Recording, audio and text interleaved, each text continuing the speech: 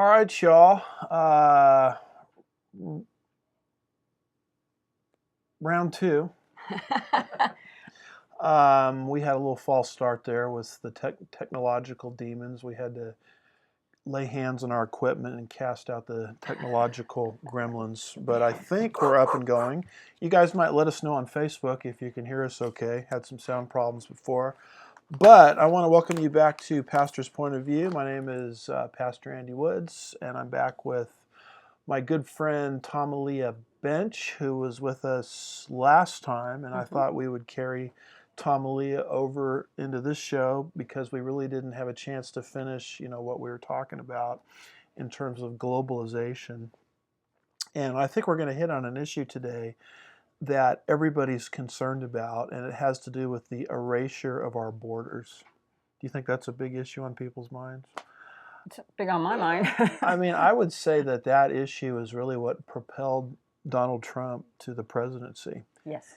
And this issue is so big, and the reason it's so big is because God's Word talks about it. But we'll get to that in just a second. Let me remind people what we've been talking about. If we can put up slide one, it was Signs of the Times. And we were using sort of as a text, a jumping off place, Matthew 16 and verse 3. This is what the Lord said to the religious leaders in the first century. You mind reading verse 3, Matthew 16?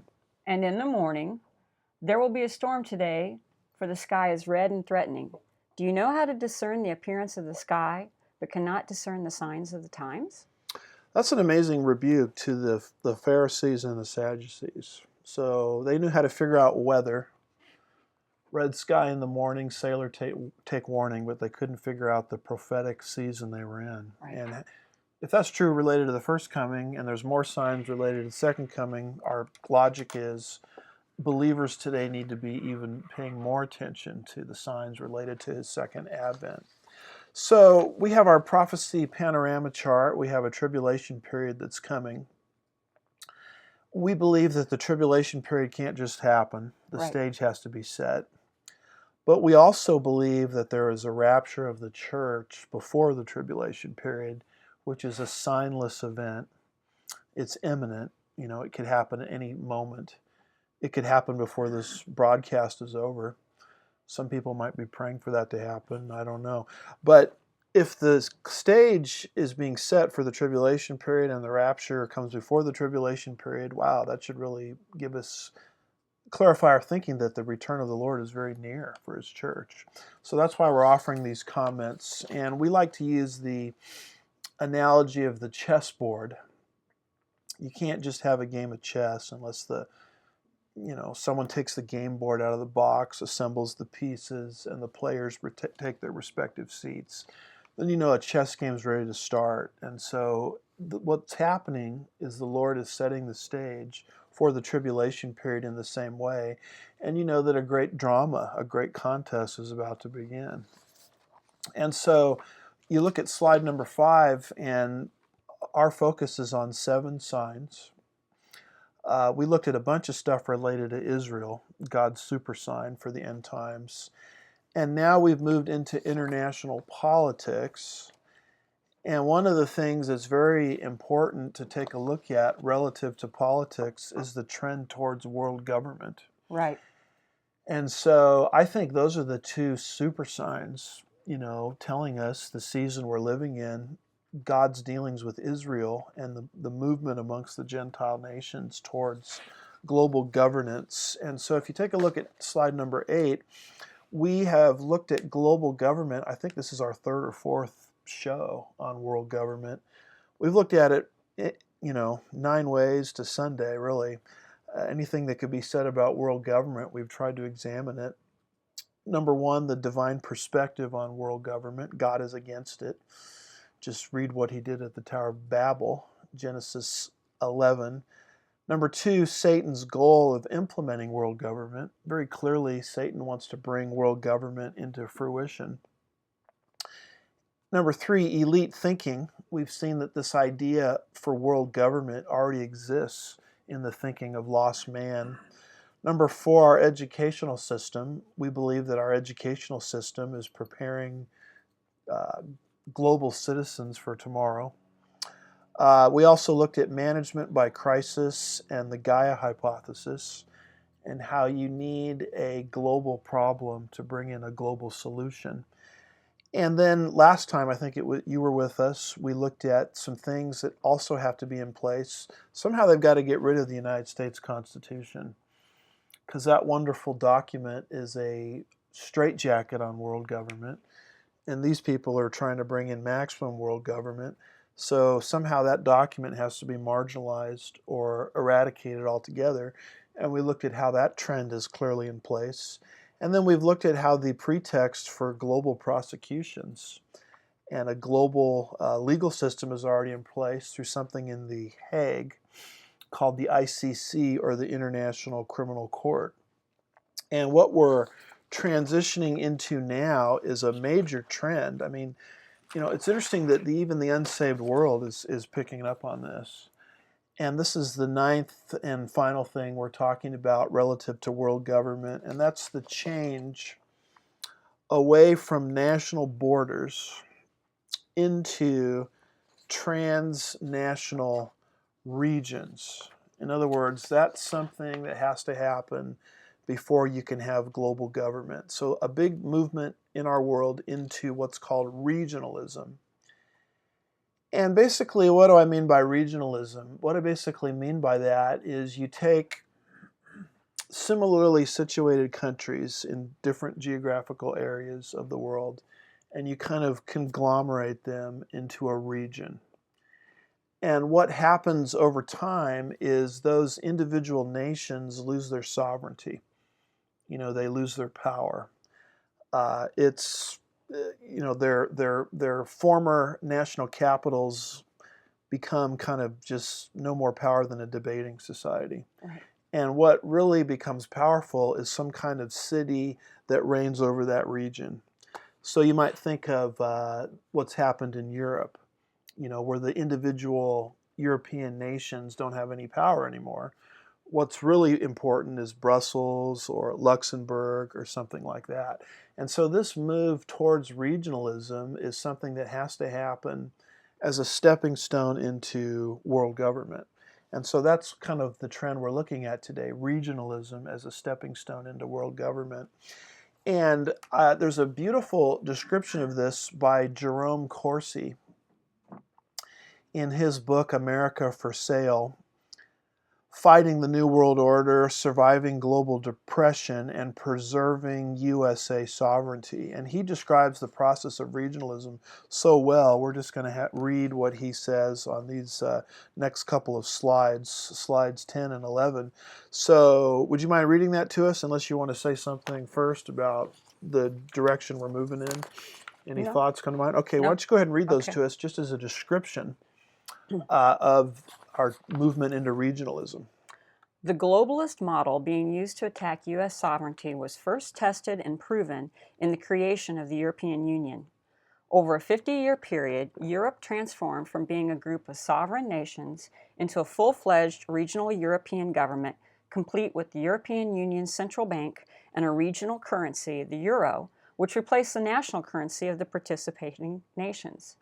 The transformation was accomplished by advancing agreements that were advocated solely as job-creating inventions, not nation-destroying agendas.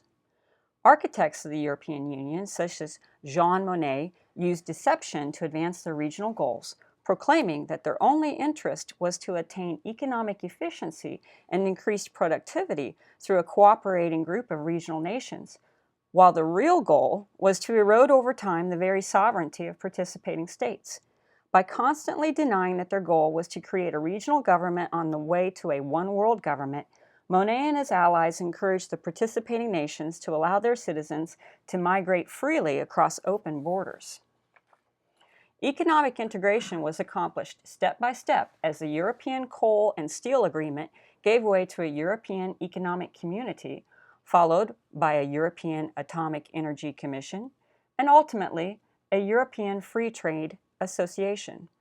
By the time the Treaty of Maastricht was signed in 1992, Europeans were ready to accept as their own the European Union flag, first introduced in 1985, consisting of 12 yellow stars in a circle representing the European nation states against a blue background representing Europe. The European Union passport supplemented and then supplanted the national passports of the various participating countries. When the euro was introduced on January 1, 2002, the participating nations were willing to abandon their national currencies. Citizens who went to ATMs could get only euros instead of their traditional currencies. Gone were the French franc, the Italian lira, and the German mark as the European Union countries submitted to supranational authority of the European Central Bank. Countless European Union bureaucrats in Luxembourg and Brussels took upon themselves the job of writing the new European Union legislation that henceforth the various national legislatures of the participating EU nations would be required to ratify. So this is a tremendous description of regionalism. You notice that it was first tested in Europe with what's called the European Union, meaning that what's done in Europe they want to do everywhere. Right. And suddenly you wake up one day and you've got a European Union central bank. You've got a regional currency. And this is always promoted as, oh, we need to do these, make these changes to further capitalism, further free trade. And people buy into it, and they don't really tell you at the beginning of the process that the goal is to phase out your sovereignty as a nation. And the reason they don't tell you that on the front end is because people would oppose it. So they just promote these as sort of job-creating type endeavors. And you'll notice he mentions Monnet here. How do you pronounce that? Jean Monnet. Your pronunciation of these things is much better than mine. And this is what is called the Monnet method. And this was what was used to regionalize Europe via deception. And the ultimate goal is to erode over time national sovereignty of the individual European states and to create a regional government on the way to world government. And then you basically erase the borders between those individual nation states comprising a region. You'll notice he says it's a step-by-step process, so it doesn't happen overnight. And one day you wake up and your flag is gone, and another regional flag has replaced that, and your passport's gone, it's changed now, and your national currency is gone, and you're now under some kind of central bank, under some kind of supranational authority, transnational authority superseding national sovereignty. And all of a sudden, whoever's calling the shots is not the people that you vote for, but some removed bureaucrats in Luxembourg and Brussels. And this becomes something that once the straitjacket's on, you're required to go along with it, and you can't get out. Now, you brought in some show and tell today related to European currency. I did. And what were you trying to communicate with those? I just brought them to show to you how on the currency. You might want to hold that up to the camera. I'm not sure if people could see something that small, but oh, I know. Well, Anne had taken some pictures for me beforehand. Excellent. And so, for example, these are euros right here. This is a €1. Mm-hmm. And on the back is where you will see the nation-state distinction. But on the front, they all are the same. So this one on the back has a gentleman from Spain, and so it says España.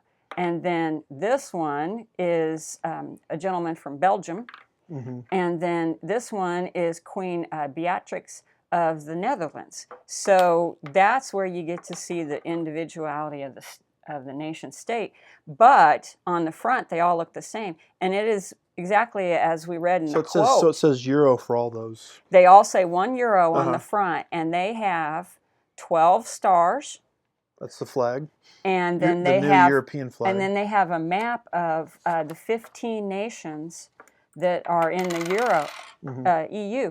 And, I brought in several different denominations because this is what the person in the house who travels got out of his pocket for me. And so... Who will remain nameless. Who will remain nameless. But this one was French. And so I was pointing this out. On the back of the French one is this figure known as the sower. Mm. And so she's sowing unity. Oh, isn't that nice?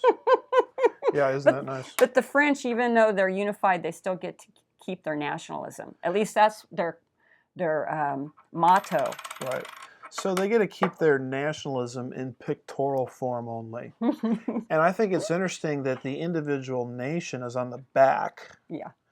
And the Euro information's on the front, sort of communicating who's really important here. Yeah. The region has superseded the nation state. So you've got to have this kind of thing happening in order to have a stepping stone, as we'll show you, into world government.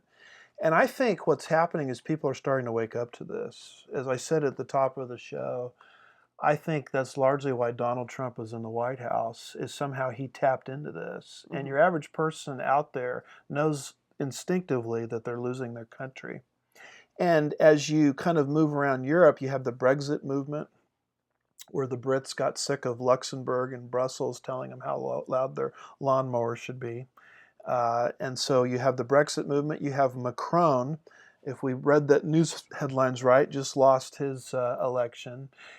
In, what was that, France, wasn't it, Macron?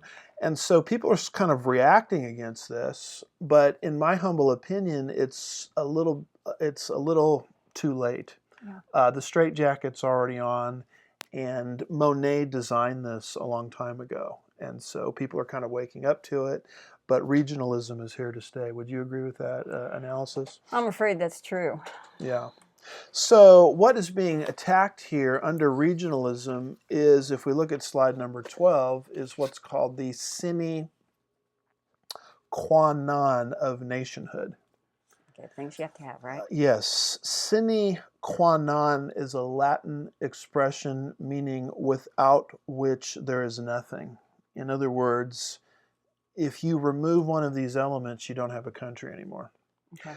And what you have with regionalism is an attack on these four things. So what do you have to have a country, folks? Think about it. Number one, you've got to have a common currency. Now, the show and tell you brought in here with these euros and things, that's already being denied. You've got to have a common language.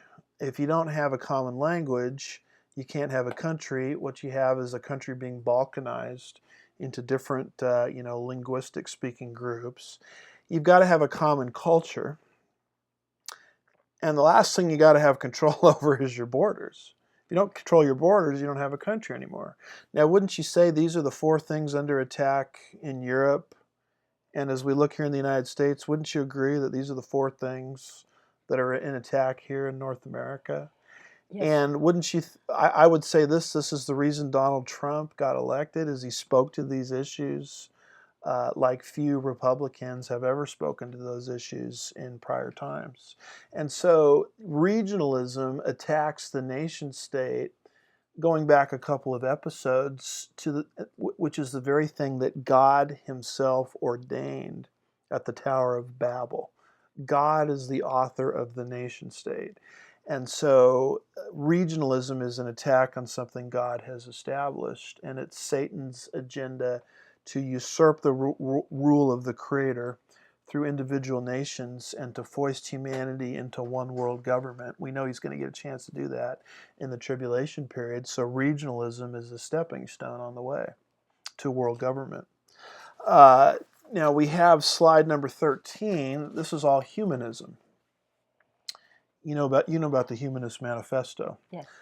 There's three Humanist manifestos. One signed in the 1930s, Humanist Manifesto 1. One signed in 1973, that's Humanist Manifesto number 2. And then there's Humanism 2000, obviously signed around the year 2000. I don't know if you ever read those, but they're short reads. Oh. It's like reading a doctrinal statement of a church. So here at Sugarland Bible Church, we don't hide what we believe. It's on our doctrinal statement on our website. And these people aren't hiding what they believe either. They basically are coming along with doctrines. And basically what they say is God, if he exists, is irrelevant. And what brought everything into existence is evolution. Mm-hmm. And they don't like revealed religion, like what we as Christians believe. God has revealed himself, through the scripture. And there's some real movers and shakers that signed on to it in 1973. Isaac Asimov, the Mm-hmm. famous Christian scientist, author, signed on to this. Well, atheist. Yeah, atheist. And also Lester Mondale, who was the brother, right, of Walter Mondale, former vice president under Jimmy Carter. And I think as a grumpy old man, as I like to call him, because he came across like a grumpy old man, was running for Senate, wasn't he, in Minnesota, wasn't he, against Norm Coleman? Isn't Norm Coleman in Minnesota that you can Well, think of? what I recall about Walter Mondale is that President Reagan wasn't going to use his youth against him. That's right. That was a great line. Yeah, yeah. And so Walter Mondale's brother is a signatory to this document. And it was interesting that in that era of Jimmy Carter, Walter Mondale, the religious right was born to oppose them, calling them non-religious. And they would come back and say, we're very religious, both Carter and Mondale. Of course, the religion they were talking about is this one here, Humanist Yes. Manifesto 2, 1973. But in Humanist Manifesto 2, they make a statement about world government. And can you read that whole little paragraph to us? Just this one slide? Okay. We deplore the division of humankind on nationalistic grounds.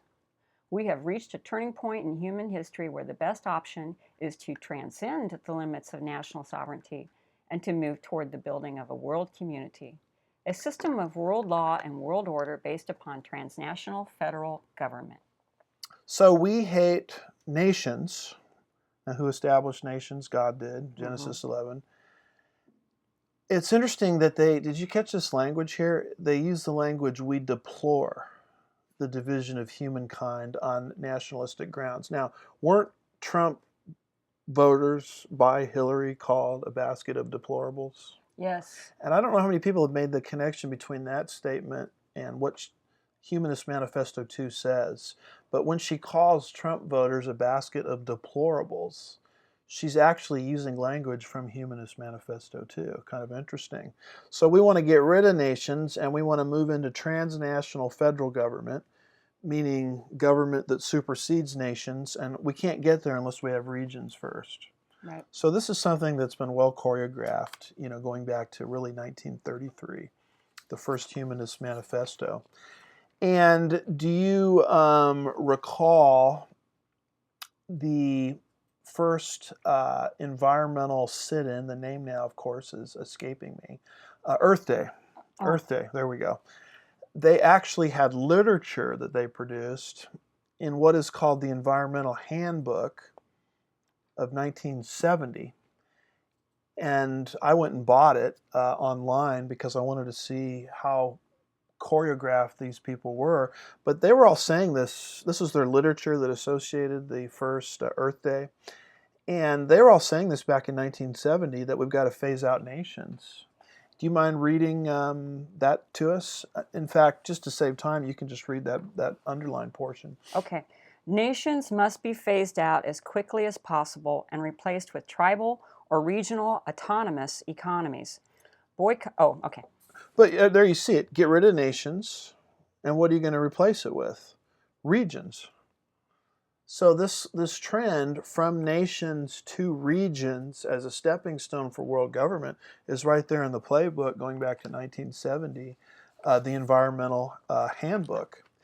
And of course, these people see regions as a stepping stone to world government. You say, well, Andy, you've said that several times, but can you actually prove it? Well, here is a quote from Jean Monnet, one of the architects of what today is called the European Union. He's the one that Corsi was talking about, implementing the Monnet method, meaning you promote the region always in terms of free trade and capitalism, and you don't tell them the sovereignty they're going to lose if they go along with it, and you keep it secret long enough until the region is established, and then it's a straitjacket that you can't get out of. This is the guy we're talking about. He died in 1979, and he wrote something down in 1978. This would be about a year before his death. And you have to go to the last page or the second to last page of his memoirs to get this. But he lays out the whole thing in the form of a blueprint in 1978 in his memoirs. Do you mind reading what he said to us? The sovereign nations of the past can no longer solve the problems of the present. They cannot ensure their own progress or control their own future. And the European community itself is only a stage on the way to the organized world of tomorrow.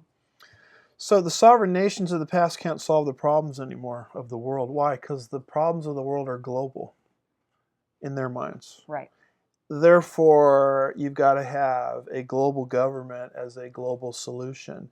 And so the question is, how are we going to get from nations, which we deplore, to global government? Well, the stepping stone is regionalism, and the great experiment of it is what we've done in Europe.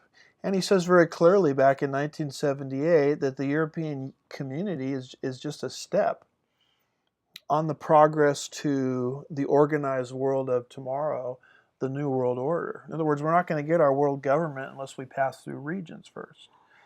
And you find someone of no less countenance than Harry Kissinger, in his book, of all names, titles, The New World Order, says that, now Kissinger, of course, I would think is the quintessential one-worlder. Right. And he talks about the path from nations to regions to globalism in this quote here on slide 16. Do you mind reading that to us? The contemporary quest for world order will require a coherent strategy to establish a concept of order within the various regions and to relate these regional orders to one another. So once we get these regions set up, then what are we going to do? Well, we're going to relate. Yeah, we're going to relate them to each other. And what are we going to have at the end? What's the end game? It's the New World Order. It's the one world government that we've all been looking for, and it's really the only solution to mankind's global problems. So, the voters, for whatever reason, never really woke up to what they were doing, and now suddenly there's a quasi-awakening. And I'm just wondering if this awakening that people are having, either in Europe or here in the United States, is it's welcome, but is it too little, too late? Is sort of my concern. Now, here is Hillary Clinton, slide number 17, who, as we all know, was within a stone's throw of becoming President of the United States. In fact, to her mind, because she doesn't believe in the Electoral College and she won the popular vote, she thinks she actually should be the President of the United States. Thank God for the Electoral College. It's kind of interesting. Trump, when he was a private citizen in New York, was criticizing the Electoral College. And I bet you he sure likes it now. And this is something that she said in a private paid speech to a Brazilian bank on May the 16th, 2013. And you'll notice that these people have a tendency to really speak their minds when they're on foreign soil. She's before this Brazilian bank. And sort of beyond this, we wouldn't know anything about this had it not been for the WikiLeaks issue that made a lot of these communications, clandestine to us. But WikiLeaks brought them to the surface. But she lays out the whole case here in this speech for regionalism. And I just have one line, from the speech. Would you mind reading what she has to say there, beginning with "My dream"? My dream is a hemispheric common market with open trade and open borders, sometime in the future with energy that is as green and sustainable as we can get it, powering growth and opportunity for every person in the hemisphere. And then it says this secret speech was released as part of the Podesta emails obtained by WikiLeaks. So what is she talking about here? What does she mean when she says my dream is for a hemispheric common market with open trade and open borders? You see how she's using that Monet language. and kind of wrapping it up in green and sustainable development. She's talking about a region that's huge. First of all, it's going to cover half the earth. Well, I was going to say, when I was little, we had East Hemisphere, West Hemisphere. Yeah. So she's going to divide it into two. Into two. So we're not just talking about Europe anymore. We're talking about a region that goes over half the globe. It's borderless. And once again, she's revealing her true heart when she, like Obama did, would call us a non-Christian nation, and I'm not sure if we're a Christian nation. And he did all these things overseas, and she's, once again, it fits the pattern.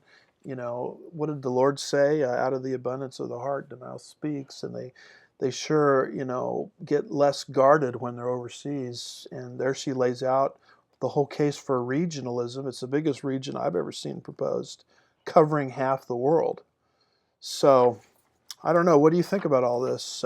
Is this the trajectory that we're moving in, that you can tell? And do you have any thoughts on it? I think it is. I mean, this is their plan anyway. And I think our problem is we just don't pay attention to what they say they're going to do. And I think they distract us. Yeah, explain that. How do they do that?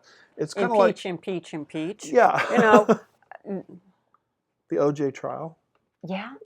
It's like dealing with the guy on the street corner that does magic tricks, card tricks. I mean, he distracts you. I mean, you're paying attention to what he's doing with his right hand, but the action really is on the left hand, because that's how he's going to pull off the trick. And I think that's what these globalists do all the time. They'll distract us with anything. You know, right and left bickering. I thought the OJ trial was just a huge distraction. You know, all this stuff about impeachment is a distraction. And while we're all focused on whatever issue is they're drawing our attention to, they're changing the borders, changing the currency, changing the central banks. And the real issue is nations are losing their sovereignty. And this is how they did it in Europe. Yeah, because in this example, we're not paying attention to the fact that federal judges are placing nationwide injunctions. And so I think that with the rise of the Tea Party, people started pulling out their constitutions and reading them, and they would notice that the federal judges that are taking this action right now are outside of their authority. But instead, everybody's arguing about impeachment. Yeah. So they're masters at distraction. And this is a process we've been on for many, many decades. Now you say, well, I thought this was a pastor's point of view. I mean, what does this have to do with the Bible? Well, we believe that this fits exactly into what God's Word says concerning the end. And folks, by the way, if you've got questions or comments, please put those into the comment box on Facebook, and we're going to be getting to those momentarily. But if folks look up Daniel 2, we can put up slide 18, you might remember that Daniel spoke of the final phase of Gentile power that would exist upon the earth before the personal return of Jesus at the end of the tribulation period. And he described it as 10 toes. Remember that? And remember the feet mixed with iron and clay. And then if we look at I think it's slide 19, Daniel 7 describes that same final phase of Gentile power, and he describes it not as 10 toes, but he describes it as 10 horns. And he says each of the 10 horns is a king, a 10-king confederacy of some kind at the end of the age. Now, there's a lot of misunderstandings concerning who these kings are, and there's a lot of misunderstandings concerning the scope of this Gentile power politically that would exist prior to the return of Christ. So we want to slow down just for a minute and explain those, because this is very, very important. Because even your top-notch prophecy teachers today, I think, are very confused on this subject. So when you look at slide number 20, Daniel 2, verses 37 through 39, Daniel talks about these 10 kings, and he's very clear as to who these 10 kings represent. Do you mind reading Daniel 2, verses 37 through 39? And folks are going to want to pay attention to the underlined portions that we have there on the screen. You, O king, are the King of kings, to whom the God of heaven has given the kingdom, the power, the strength, and the glory. And wherever the sons of men dwell, or the beasts of the field, or the birds of the sky, he has given them into your hand, and has caused you to rule over them all. You are the head of gold. After you there will arise another kingdom inferior to you, then another third kingdom of bronze, which will rule over all the earth. Now, this is very important. Daniel is speaking to Nebuchadnezzar, and he's basically seeing in this vision various Gentile powers, leading up to the end, where it's going to be the feet of iron and clay. But you see how he switches from king to kingdom so easily here? Mm-hmm. He says in verse 37, you, O king, that's Nebuchadnezzar, are the king of kings. And then he switches immediately to whom the God of heaven has given the kingdom. And then when you go down to the end of verse 38, he tells Nebuchadnezzar that he's the head of gold. And then after that, he says, and after you will arise another kingdom. So what I want you to see is that in Daniel's vision, kings and kingdoms are used interchangeably. I have some $5 words I need to unload on people because I paid good tuition money to learn these $5 words, and I've got to share them with somebody. We might call these figures of speech a metonymy, meaning a substitution. Okay. Like when I say the White House said, I'm not just talking about the house made of white. I'm using it as a substitution, for the whole administrative, executive branch of government. Another figure of speech would be a synecdoche, where the part represents the whole. So when someone says, today the Reagan administration said, I'm not just talking about Reagan, I'm using him as a part for the whole executive branch of government. And so king is a metonymy or a synecdoche for kingdoms. So when Daniel talks about a 10-king confederacy in the last days, he's not just making reference to 10 kings. He's making reference also to 10 kingdoms, presided over each presumably by an individual king. Okay. So, and this is where a lot of the confusion is. People are looking for 10 kings, and that's fine, but when you follow the imagery carefully, it's not just talking about 10 kings, it's talking about 10 kingdoms.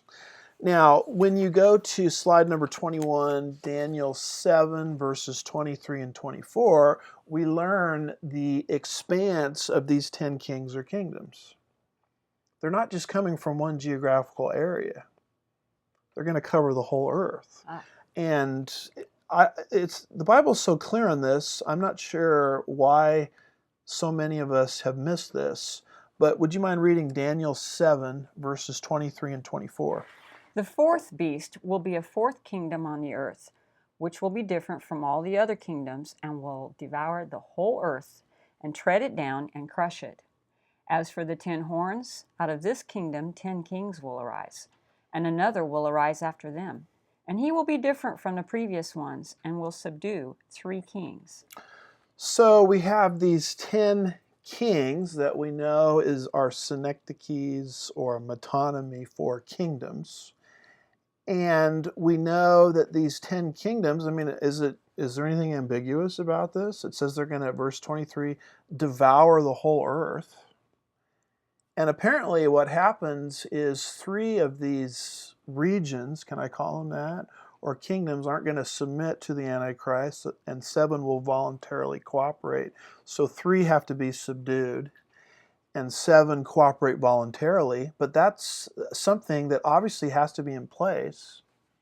The division of the world into 10, 10 regions, 10 kingdoms, presided over by 10 individual kings before the Antichrist can even come forward.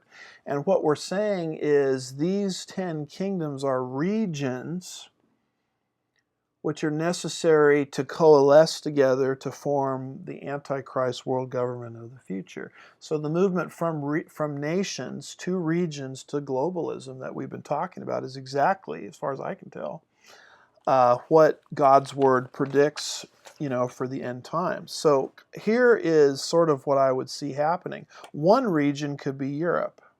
Okay. And we've talked about the process of Europe being regionalized. Another possible region could be what's called the North American Union. And people have dismissed this idea as conspiracy talk, crazy talk. But I would encourage people to read Jerome Corsi's book. I think it's entitled The Late Great USA. And I read it. And by the way, Corsi's no dum-dum. Right. He got a PhD in whatever it is, political science from Harvard University. And he was talking about how in the Bush years, Bush 2, remember Bush 1 was the one that really started talking about the New World Order. Bush 2, it was pretty much moving very rapidly in that direction. That what was going to happen is you're going to have a region from North America, which would consist of Canada, the United States, and Mexico.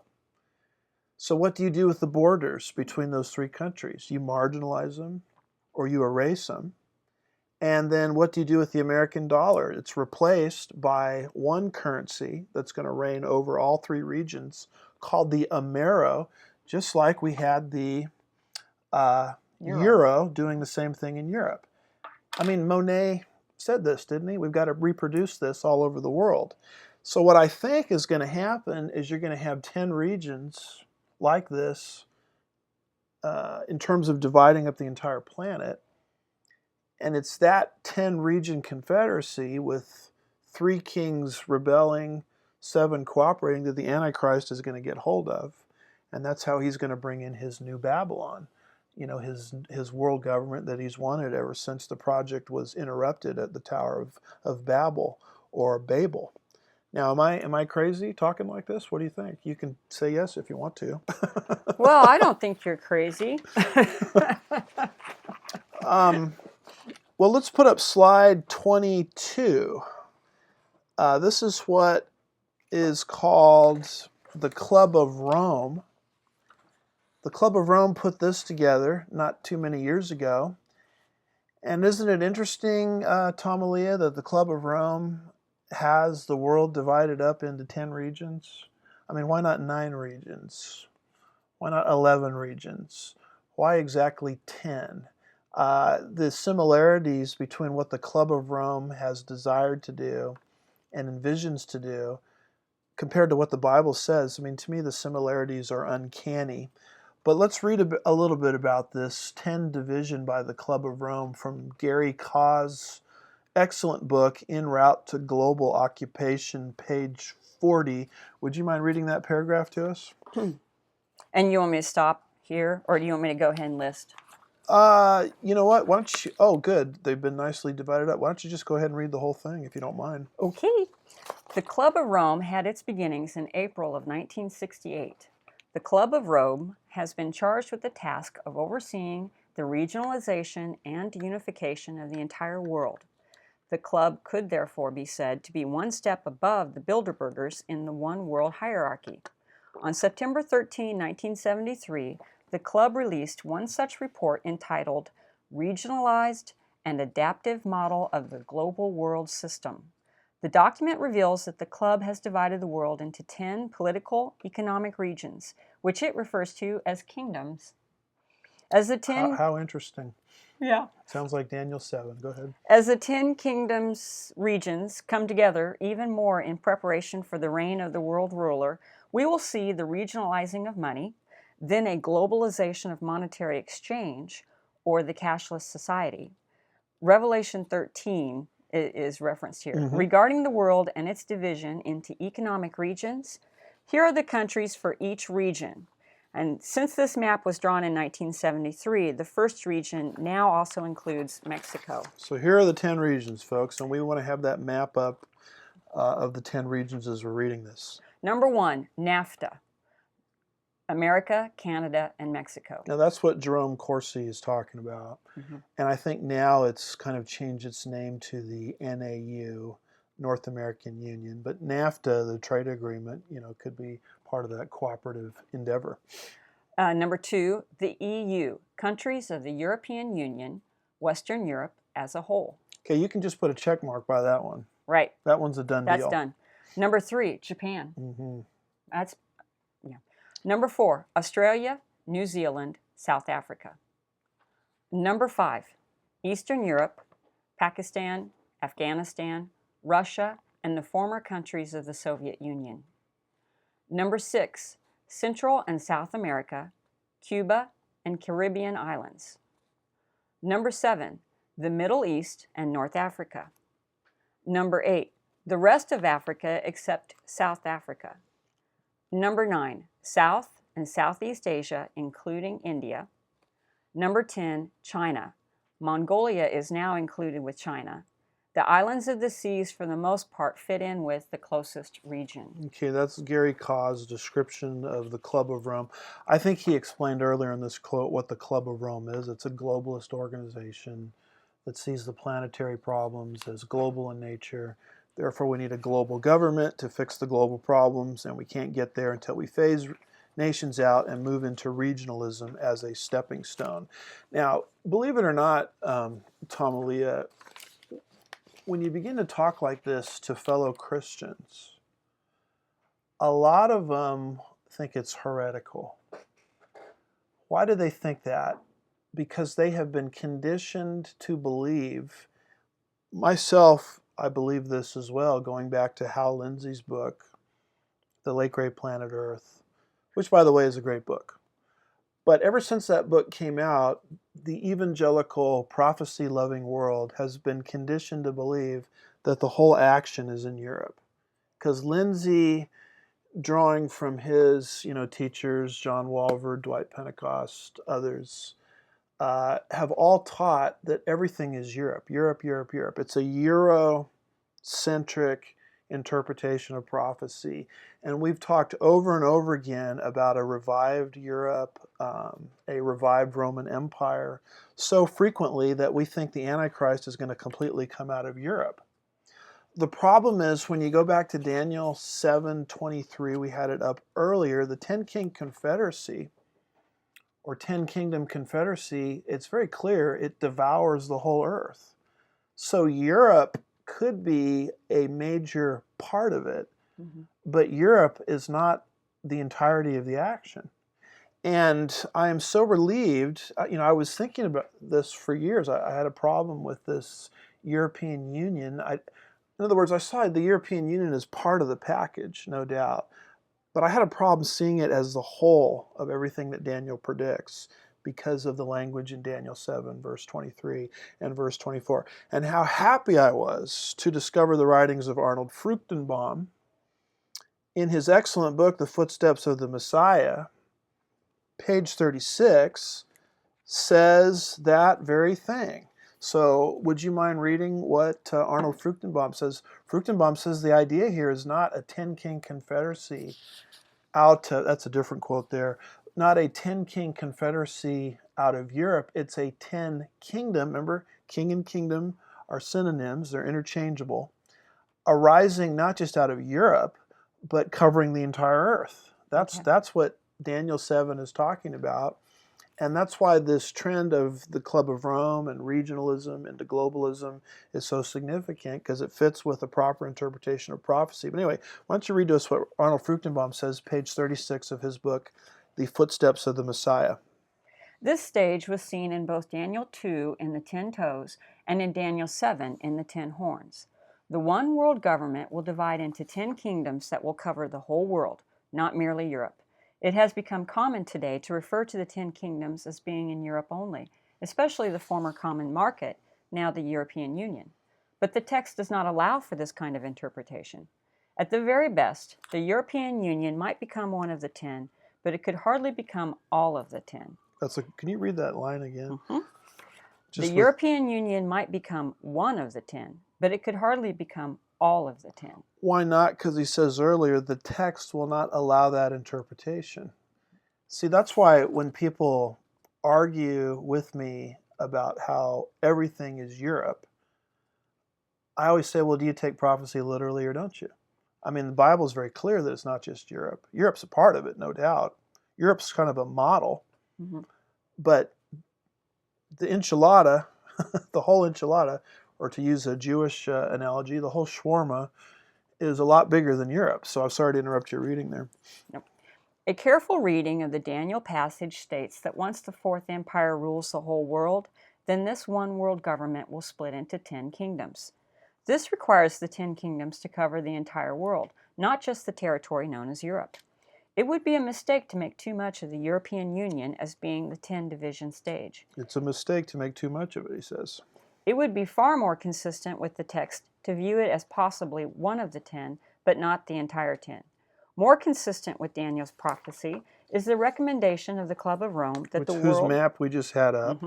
That the world will be divided into 10 administrative districts to avoid a world economic collapse. Now, Fruchtenbaum makes this point about global regionalization, not just on page 36, and I think actually I told you that quote wasn't there on your paper, but it actually is. But he makes it twice in the same book. And I'm sort of a nerd when it comes to reading Bible prophecy books. And I noticed that he says the exact same thing on pages 125 to 127. Do you mind reading what he says over there?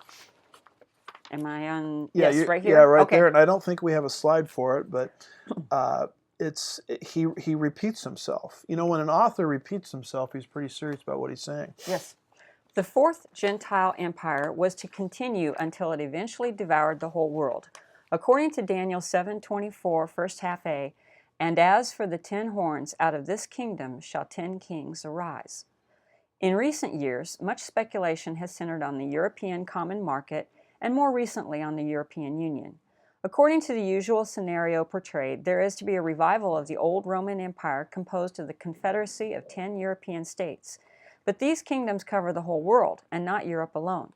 At best, the common market or European Union might become one of the 10, but could hardly become all 10. So there it is again. Daniel 7 is much bigger than Europe. Europe at best being a piece of the puzzle, but certainly not the whole thing. And you start reading this, I ran into this quote, slide number 24, our last slide, from David Hawking. In his book, Babylon, Its History and Prophecies, page 90, a 2015 book, says the same thing. Would you mind reading that? Okay. The 10 horns could represent 10 nations of the end times, or perhaps more likely, 10 divisions of world government that will come into existence. Out of this confederacy will arise the little horn, or the antichrist himself empowered by Satan. His control and influence over the peoples of the world will be amazing. So he says the 10 horns. Now we know the 10 horns are 10 kings, but also they're metonymies and synecdoches for 10 kingdoms.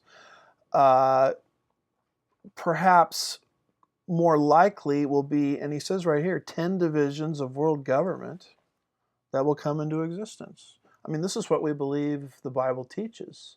And that's why the division of the world into 10 by the Club of Rome, to me, is very, very interesting. And who knows, Tom Lee, as we get closer and closer to the end times, maybe the Club of Rome will change things around a little bit. But I just think it's uncanny that this is what Daniel 2 and Daniel 7 predicts. And one of the leading globalist organizations of our time already has the world divided up into that way. So what am I missing? Nothing that I can think of. Well, that's a good answer. I appreciate that. That was your chance to really unload on me. Call me everything in the book, heretic, etc. No. Now, to me, this is interesting, and we're going to be getting to your questions in about 30 seconds. But this is very interesting because this explains one of the major issues of our times. This is what people are upset about because they feel like they're losing their country. Right. Trump is in the White House because he tapped into that. And you know why people feel like they're losing their country?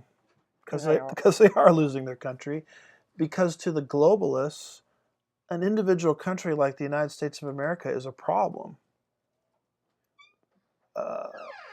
We've got to move that into a region. So they don't look at currency, they don't look at borders the same way Mr. and Mrs. America do. And that's why there's this great tension. Correct my statistics on this, could you? I saw something recently where 1,200 people cross the Rio Grande River every single day. I think I've heard that number. I've also heard somewhere around 3,000 So this number a is month. Something. this number could be conservative. Yeah. Because I read that and I said that's just absolutely amazing. I mean, why don't they just shut down the border? Well, because to the elites, the border is irrelevant. Because in their minds, they've already conglomerated the United States, Mexico, and Europe into a region. I mean, this is why Trump, no matter what he tries to do, always seems to be blocked by somebody, seems to be blocked by the judiciary. Because what Trump wants to do in terms of building a wall around America is seen to a large extent as an obstruction into the progress that these people want to push us into. And here's something else that I thought about. Why is it when you take a domestic flight in the United States, and I've taken many of them, you've got to pass through all of these metal detectors, little old ladies are, whisked from their wheelchairs and patted down and, all these kinds of things. Why is it so hard to pass from one state to the other, taking a domestic flight, and yet the border is wide open? Does that make any logical sense?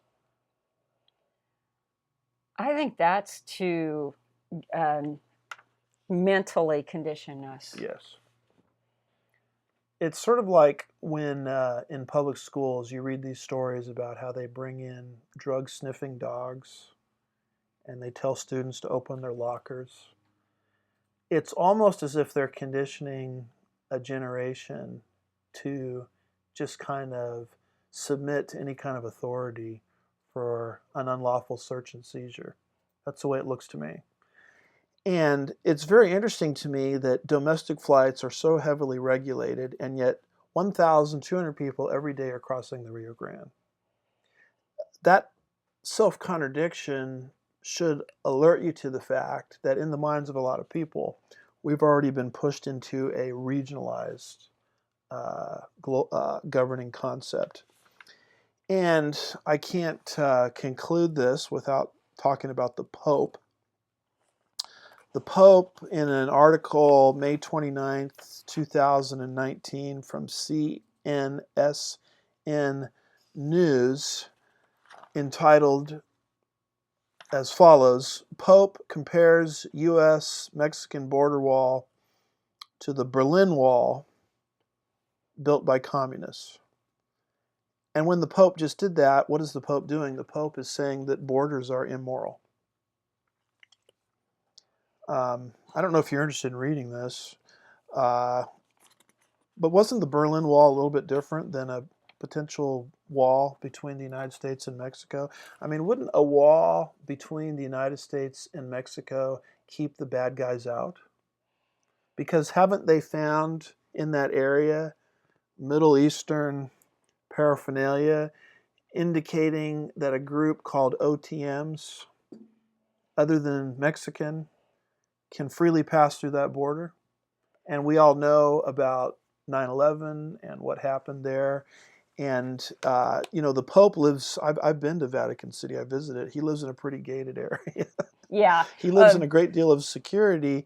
And he's comparing a potential wall there to the Berlin Wall. The Berlin Wall, folks, kept people in. Yeah, it was a restraining wall to restrain their own citizens. Whereas, let's say, for example, the Great Wall of China was to keep out the threat, the Mongols. So he's got it reversed as to what the purpose of the Berlin Wall was. And so it's not a fair comparison. But when did they ever use fair terminology? But see, to have global government, you have to have a political arm. You've got to have a religious arm. Well, here is the religious arm right here, giving a religious veneer to an open border society. Yeah, because he wants to build political bridges and cultural bridges. So, yeah, he's trying to make the moral argument. Yeah. And so this is where we are today. We're being pushed into regionalism, and here we have a voice, a very important voice in the world, a religious voice, giving a moral tone to regionalism and giving an immoral tone to the movement back to nationalism. You know, the individual states in the United States, as we move from states' rights to federal government, the argument that was made is these individual states are racist. Isn't that sort of what's being said today? If you Mm-hmm. believe in nationhood, national sovereignty, an individual currency, borders, common culture, that you're a racist. You're no different than those southern states from pre-Civil War era. And so, you know, you're made to feel that if you stand up for national sovereignty, that you're immoral, you're unethical, and you're basically racist at your core. Well, remember, if you stand up for life, that means you hate women. Of course, even though half of those babies being killed would be female. Yeah. So anyway, there we have it, folks. What's happening today is we're being pushed into regionalism, which is a stepping stone to world government. And the individual nation state is viewed as an encumbrance to world government. And so that's why these areas need to be regionalized first and world government comes second. Do you have any, before we do some comments and questions that came in, anything you want to say? No, No. no, I think I'll wait to see what the questions are and comments are. Okay, well, here's one comment, a question. One person says, is Brexit a movement to leave the EU? I mean, my understanding is it is. British exit. Yeah, British exit. And now they voted for that 2 years ago? Oh, I think it may have been longer. Longer than 2 It may years? have been 2015 or something. And they're like still that. there, which shows me the globalists already put the straitjacket in. This is just kind of a temper tantrum. And I for once, am in favor of this kind of temper tantrum. They should be upset, but it's sort of they woke up too late, is what Yes. happened. Another person says God established border security in Genesis 3. That's interesting. That's when God put the cherubim outside of Eden to prevent man from re-entering the Garden of Eden.